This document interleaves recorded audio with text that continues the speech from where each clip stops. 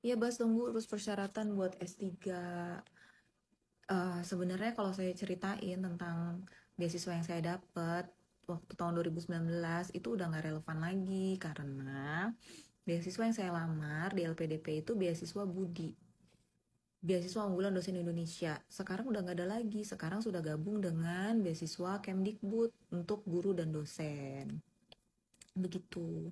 Dan beasiswa LPDP itu persyaratannya bisa jadi tiap tahun itu berubah gitu ya. Persyaratan skor-skor yang kita harus punya bisa jadi nambah naik, bisa jadi turun gitu. Ya itu berubah-berubah gitu. Cuman waktu zaman saya untuk ngelamar beasiswa unggulan dosen Indonesia itu syarat yang paling saya rasa berat itu ada tiga. Yang pertama persyaratan nilai IELTS, yang kedua persyaratan LOE unconditional, yang ketiga persyaratan proposal penelitian.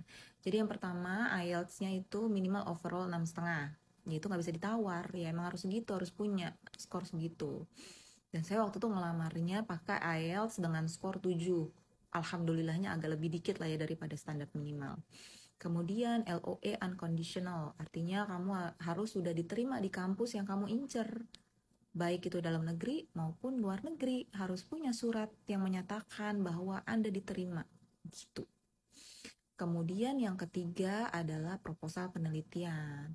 Ini juga berat sih bagi saya, buat orang yang mungkin masih agak-agak galau-galau, aku meneliti apa ya, jadi jelas lah berat. Tapi ya harus punya proposal penelitian yang bukan hanya bermanfaat buat kamu hasil penelitiannya, tapi juga bermanfaat buat negara Indonesia gitu.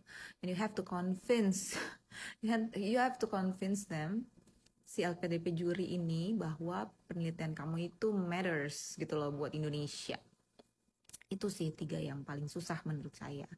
Kemudian supaya lolos gimana ya? Berarti semua tahapan-tahapan seleksinya ya harus lolos. Pertama seleksi administrasi. Itu yang saya sebutin tadi itu ngaruhnya di seleksi administrasi. Itu harus punya semua. Karena kalau nggak punya, nggak lengkap atau nilainya kurang ya sulit untuk diterima. Yang kedua ada seleksi kayak TPA gitu. Jadi tes kemampuan akademik. Kemudian ada tes psikologi, ada tes wawancara. Tesnya banyak lah LPDP itu. Ya udah, uh, dipelajarin emang harus satu-satu gitu. Even wawancaranya pun ya harus dipelajarin.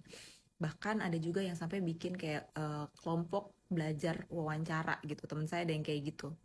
Untuk latihan kira-kira pertanyaan apa aja nih yang ditanyain gini-gini segala macamnya. Dan itu tersedia banyak tutorialnya di YouTube. Good luck.